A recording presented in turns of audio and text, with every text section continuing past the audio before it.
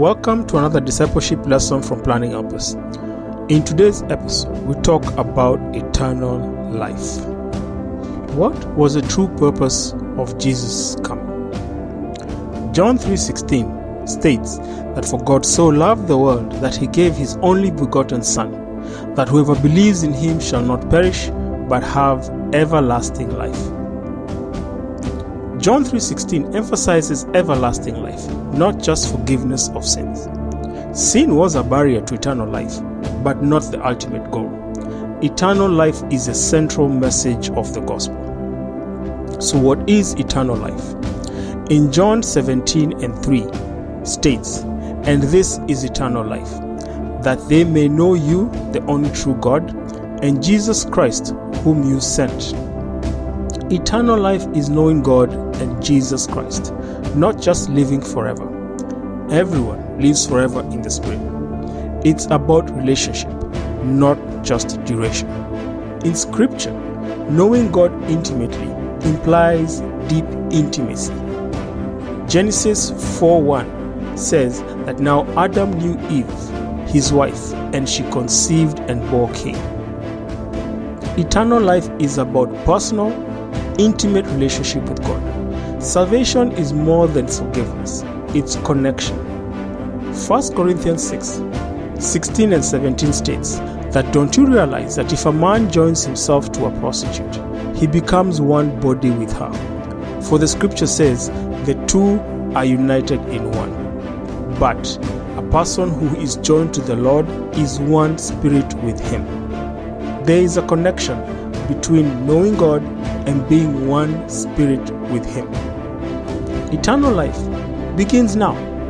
1 John 5:11 and 12. And this is the testimony. God has given us eternal life, and this life in his Son. He who has the Son has life, and he who does not have the Son of God does not have life. Eternal life starts when you receive Jesus. It's not just about a future promise, it's a present reality. Salvation is often misunderstood as future benefits. Galatians 1:4, it says, "He who gave himself for our sins, that he may deliver us from this present evil age, according to the will of our God and Father." It's just not about the future promise, it's a present reality. Salvation is for today's challenges too.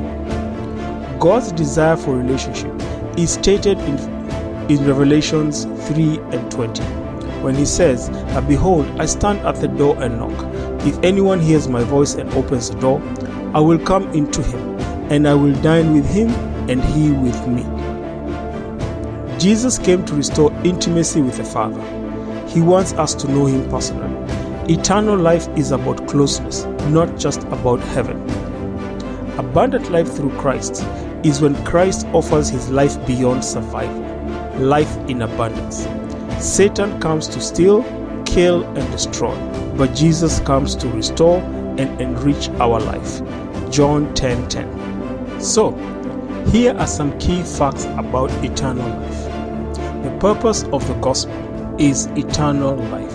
John 3:16. Eternal life is knowing God. John 17:3. Intimacy with God comes from knowing him. 1 Corinthians 6:17. God is available now. 1 John 5:12. And God desires relationship with you. Revelations 3:20. So here are some reflections about eternal life. Eternal life is both quality and quantity. Do you know God intimately? Are you living the abundant life Christ promised? Receive Jesus and begin the eternal life today. Amen. For more discipleship insights to renew your mind and live the abundant life, view Planning Helpers online on our platforms. You can also reach us on email or on the number provided on your apps on your phone. Thank you.